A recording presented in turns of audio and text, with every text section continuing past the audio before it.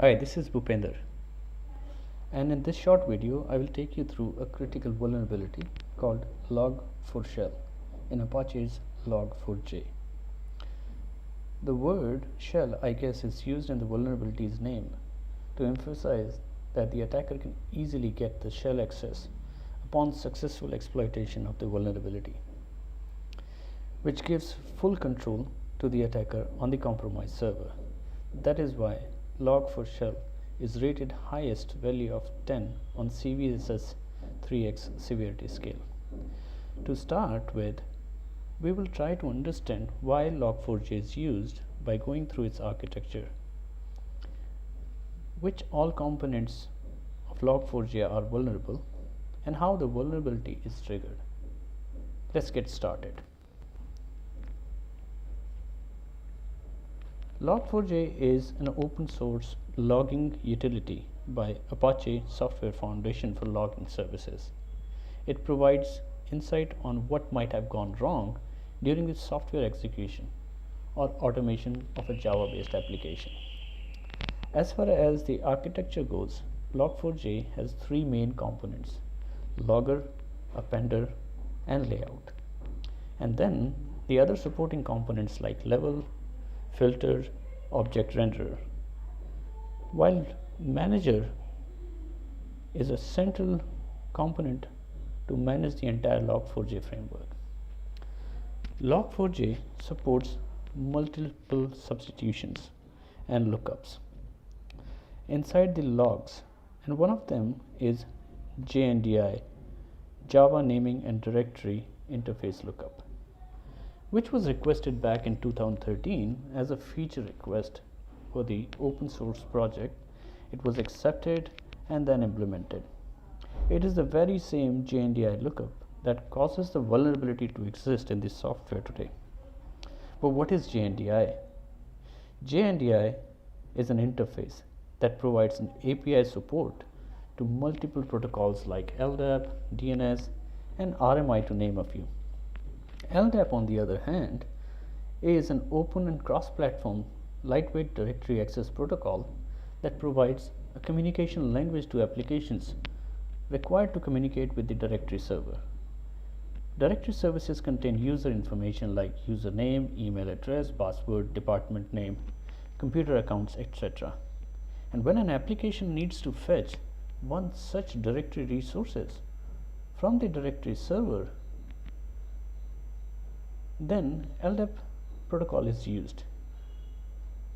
MS80 is an example of such a directory server. This vulnerability exploits the JNDI lookup functionality. An attacker can trick the vulnerable server to a malicious LDAP server, which then delivers a remote command to the vulnerable server instead of serving a directory resource. Let us see that flow of vulnerability exploitation. Before we see the flow of the exploitation, let me explain the components used in the POC. Here you are seeing hacker running malicious LDAP server on the left hand side top. It also is running a web server on port 8888. Left hand side bottom you have a hacker computer from where the first malicious command will be issued, and on the right hand side a server hosting vulnerable applications running on HTTP 8080 port. Since the vulnerable server has log4j, which in turn has LDAP JNDI, the command issued by the hacker triggers an LDAP lookup from the vulnerable server to the malicious LDAP server. This LDAP server then delivers the command payload to vulnerable app in response to its LDAP lookup. Command is delivered as a Java class by HTTP server running on the hacker server. Here is the first command that hacker issues. Let us dissect the command by dividing it into three blocks. Here, the first portion of the command is a simple curl request to the vulnerable app, which is listening on port 8080. Second is the header injection with LDAP JNDI, which triggers the lookup to the malicious LDAP server. And last portion is the command payload. Here you are seeing a command payload which is base64 encoded, which translates to a netcat reverse shell as depicted here in the diagram. Let us now go and see the POC on the next slide. Here you have 4 consoles open, one hacker server left hand side top, and then hacker computer, and third one is vulnerable server on the right hand side top. You can see the IP addresses of all the machines. Fourth console is just for reference to copy and paste the commands. Let us begin by issuing a command which executes successfully, and to decode this command I'll go to a base65 encoder, which is an online utility. Let me use decoder here and paste the encoded content. Click on decode, and as you can clearly see, all this command does, it creates a file inside the temp directory of the vulnerable app server. And to validate that, we'll go inside the temp directory, list it, and indeed you have been hacked. File has been created there.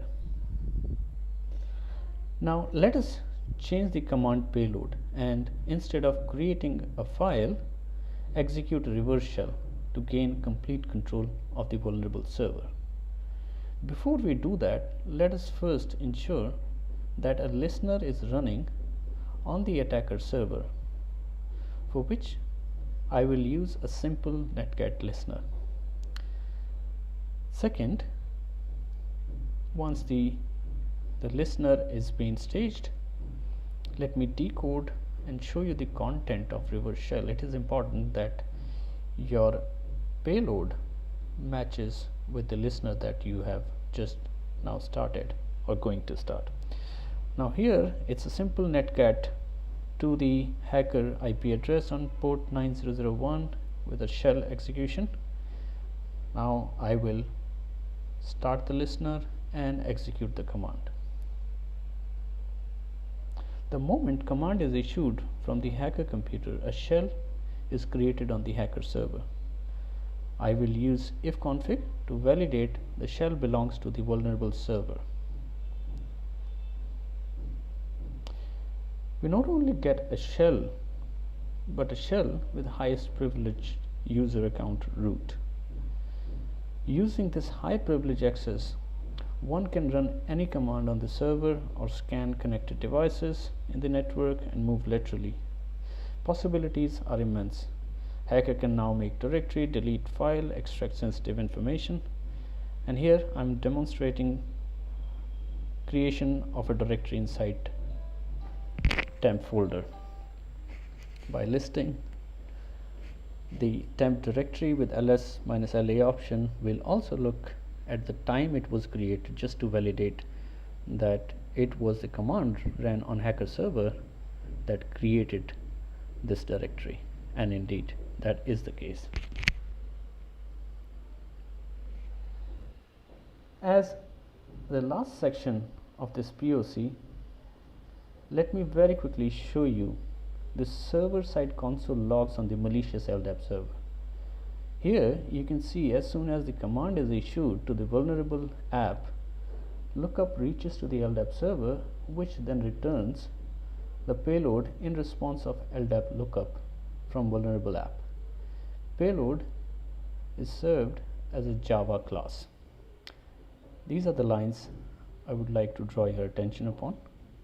Receive LDAP query with payload as command, and this is the command content, and then this LDAP server redirects the request to the hosted HTTP server on 8888 port, and then delivers this exploit Java class to the vulnerable app server, and that is how this remote code execution works. This concludes the POC, and I thank you all for watching the video.